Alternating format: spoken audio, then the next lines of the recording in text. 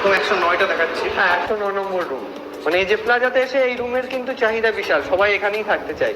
তো ঘরে যখন ঢুকবেন আলাদাই একটা স্মেল। আর এই রুমের যে স্ট্রাকচার, মানে প্রত্যেকটা রুমের আলাদা আলাদা বৈশিষ্ট্য, আলাদা আলাদা সৌন্দর্য। খাটটা দেখুন, প্রত্যেকটা কিং সাইজ একটা বেড আছে, আর এখানে একটা সাবান দেয়া আছে, আর অ্যাটাচ বাথরুম তো আছেই। বাথরুমটা আমি একবার দেখিয়ে দিই আগে, ওই রুমে দেখানো হয়নি।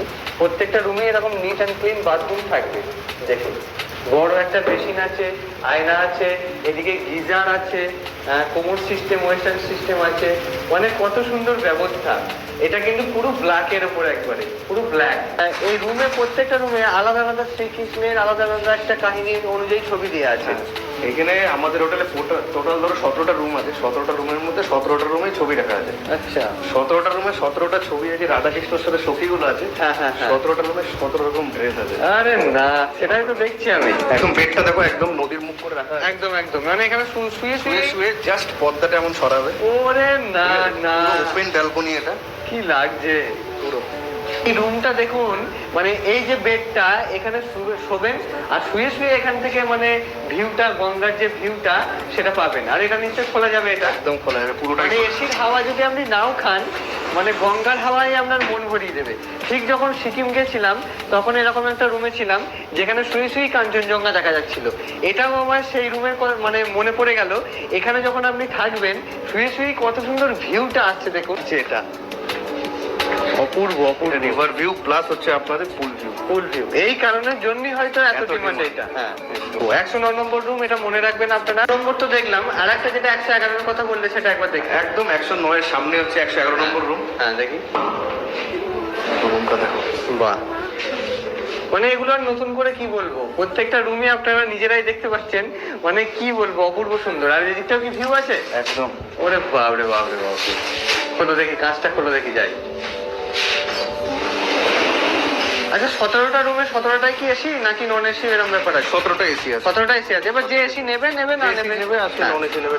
ও দারুন দারুন, মানে এই দুটোর ব্যালকনিটা একদম সেরা, ফাটাফাটি। একটু হাইটটা বেশি। হাইটটা বেশি, এটাকে নাম দিয়ে হচ্ছে river side with balcony best view room top floor. মানে এটাই হচ্ছে ব্যালকনি সবথেকে উপরের রুম। উপরের রুম, মানে এটাও তো এখানে শুয়ে শুয়ে আপনার মানে এখানে সোফা আছে, বেড আছে, পুরো দেখা। বসো দেখি এখানটা বসো।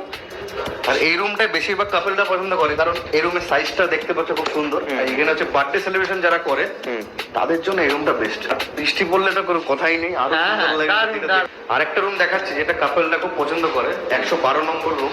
আচ্ছা, কাপেলের কথা বললাম, ওটা একবার জিজ্ঞাসা করে নি। কাপেল এখানে তো আনম্যারিড কাপেল, ম্যারিড কাপেল সবাই আসতে পারে। সবাই এলাও আছে। প্রপার ডকুমেন্টস লাগবে, আর বয়সটা মেনটেন লাগবে।